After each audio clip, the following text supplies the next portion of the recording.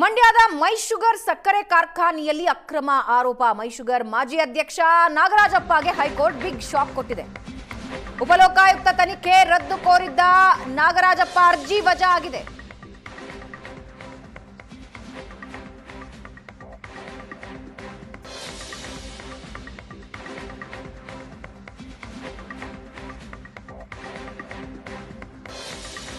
ಸರ್ಕಾರಿ ಕಂಪನಿಗಳಿಗೆ ರಾಜಕಾರಣಿಗಳ ನೇಮಕಕ್ಕೂ ಕೋರ್ಟ್ ಗರಂ ಆಗಿದ್ದು, ಸರ್ಕಾರಿ ಕಂಪನಿಗಳಿಗೆ ರಾಜಕಾರಣಿಗಳ ನೇಮಕವೇ ಕೆಟ್ಟ ನಿರ್ಧಾರ. ರಾಜಕಾರಣಿಗಳನ್ನ ನೇಮಿಸಿದಾಗಲೆಲ್ಲ ಕಂಪನಿ ಸಂಕಷ್ಟ ಉಲ್ಬಣಿಸುತ್ತೆ. ಅರ್ಹತೆಯುಳ್ಳವರನ್ನೇ ಸರ್ಕಾರಿ ಕಂಪನಿಗಳಿಗೆ ನೇಮಿಸಬೇಕು. ನ್ಯಾಯಮೂರ್ತಿ ಡಿಕೆ ಸಿಂಗ್, ನ್ಯಾಯಮೂರ್ತಿ ವೆಂಕಟೇಶ್ ನಾಯಕ್ ಟಿ ಅವರ ಪೀಠದಿಂದ ಈ ಅಭಿಪ್ರಾಯ ವ್ಯಕ್ತವಾಗಿದೆ.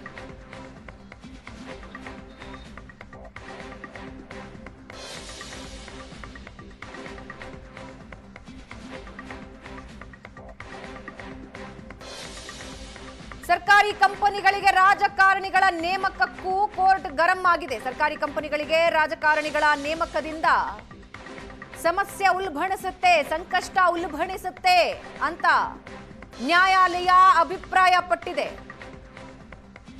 ನ್ಯಾಯಮೂರ್ತಿ ಡಿಕೆ ಸಿಂಗ್, ನ್ಯಾಯಮೂರ್ತಿ ವೆಂಕಟೇಶ್ ನಾಯಕ್ ಟಿ ಪೀಠದಿಂದ ಈ ಅಭಿಪ್ರಾಯ ವ್ಯಕ್ತ ಆಗಿದೆ. ಅರ್ಹತೆಯುಳ್ಳವರನ್ನೇ ಸರ್ಕಾರಿ ಸಂಸ್ಥೆಗಳಿಗೆ ನೇಮಕ ಮಾಡಬೇಕು.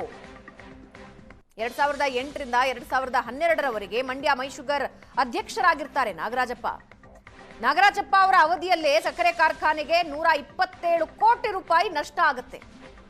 ಆವತ್ತಿನ ಶಾಸಕ ಎಂ ಶ್ರೀನಿವಾಸ್ ದೂರಿನ ಮೇಲೆ ತನಿಖೆ ನಡೆದಿರುತ್ತೆ. ಉಪಲೋಕಾಯುಕ್ತ ತನಿಖೆಯಲ್ಲಿ ಹಲವಾರು ಅಕ್ರಮಗಳು ಪತ್ತೆಯಾಗುತ್ತೆ. ನಷ್ಟ ವಸೂಲಿ ಮಾಡಿ ಅಂತ ಉಪಲೋಕಾಯುಕ್ತ ವರದಿಯಲ್ಲಿ ಶಿಫಾರಸು ಮಾಡ್ತಾರೆ. ನಷ್ಟ ವಸೂಲಿಗೆ ರಾಜ್ಯ ಸರ್ಕಾರಕ್ಕೆ ಶಿಫಾರಸು ಮಾಡಿರುತ್ತೆ ಉಪಲೋಕಾಯುಕ್ತ. ಶಿಫಾರಸನ್ನ ಪ್ರಶ್ನಿಸಿ ಹೈಕೋರ್ಟ್ ಮೆಟ್ಟಿಲೇರಿರ್ತಾರೆ ಮಾಜಿ ಅಧ್ಯಕ್ಷ ನಾಗರಾಜಪ್ಪ. ಆ ಅರ್ಜಿಯನ್ನ ನ್ಯಾಯಪೀಠ ವಜಾಗೊಳಿಸಿದೆ.